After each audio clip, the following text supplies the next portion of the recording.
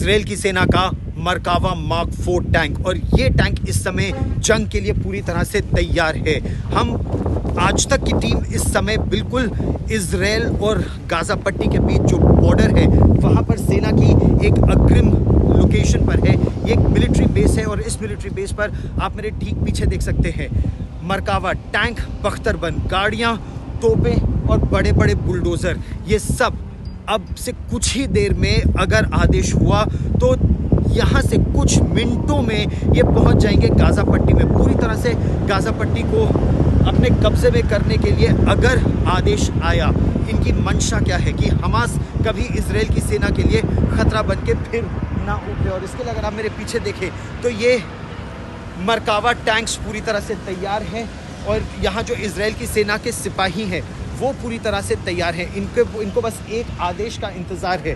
आदेश आते ही ये सीधे बॉर्डर पर पहुंच जाएंगे और बॉर्डर के उस पार ये अपने ऑपरेशंस के लिए पूरी तरह से तैयार हैं। एक जो बहुत महत्वपूर्ण बात इन मरकावा टैंक्स के बारे में है कि इस तरह के टैंक्स का इस्तेमाल गाज़ा पट्टी में पहले भी हो चुका है और लेबनान की सीमा पर भी।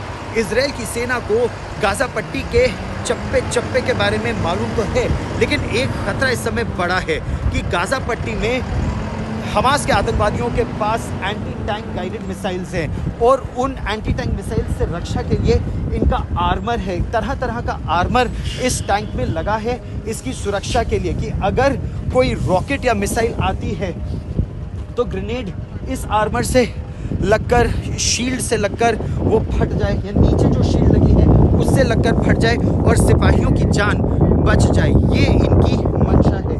तेज़ी से ये किसी भी दुश्मन के ठिकाने को ध्वस्त कर सकते हैं। 120 मिलीमीटर की स्मूथ बोर इसमें गन लगी हुई है, वो मेन गन है। अब ये देखिए, यह सिपाहियों के लिए उनके सामान रो रखने के लिए इसकी जगह अलग है। सिपाही इसके पूरी तरह से ऑपरेशंस के लिए तैयार है। और ये आप मेरे पीछे देखिए, जो धुएं का गुबार उठ रहा है, यहाँ पर तोपखाना है और वो तोपखाना तेज़ी से जब ज़रूरत पड़ती है, जैसे ही जो मानव रहित टूही विमान है, searcher TP long endurance drones हैं, वो जैसे ही जानकारी देते हैं कि कहीं अगर उनको हमास के किसी ठिकाने के बारे में पता चला, टनल के बारे में पता चला, तो वो अपने लेज़र डेजिग्नेटर से उस जगह को एक तरह से चिन्हित करते हैं, उसको लाइट अप करते हैं। और जो F-16 लड़ाकू विमान या F-15 लड़ाकू विमान है वो एक स्टैंड ऑफ डिस्टेंस से, काफ़ी दूरी से अपनी मिसाइल को, प्रिसिशन गाइडेड म्यूनिशन को छोड़ते हैं और वो अचूक वार करती है उसी जगह पर। जिस तरह के स्पाइस बॉम्ब्स का इस्तेमाल हो रहा है, जिस तरह के PGMs का इस्तेमाल हो रहा है, एक तरह से बंकर बस्टर होते हैं ये, कि ये ज़मीन पर इम्पैक्ट से नहीं फटते हैं बम, बल्कि ज़मीन में तेज़ी से गड्ढा करते हैं कई फीट का और उसके बाद जाकर फटते हैं। तो जो सुरंग में भी अगर हमास के आतंकवादी छिपे हैं, उनको वहाँ नष्ट करने की पूरी कोशिश है। हालांकि कहा यह भी जा रहा है हमास की तरफ से कि इजराइल के 20 से 22 नागरिक इस बमबारी में मारे गए, लेकिन इजराइल का कहना है कि इनके नागरिकों की सुरक्षा की पूरी जिम्मेदारी हमास के आतंकवादियों की है और हमास को इसका नतीजा भुगतना भी पड़ेगा। हमास ने कहा है उसके पास 200 से 250 इस समय बंधक हैं और अगर इजराइल बमबारी बंद करे तो उन बंधकों को रिहा कर दिया जाएगा। अमेरिका के राष्ट्रपति जो बाइडेन और secretary of state Antony Blinken, इन सभी की कोशिश है कि बंधकों को जल्द से जल्द रिहा कराया जा सके।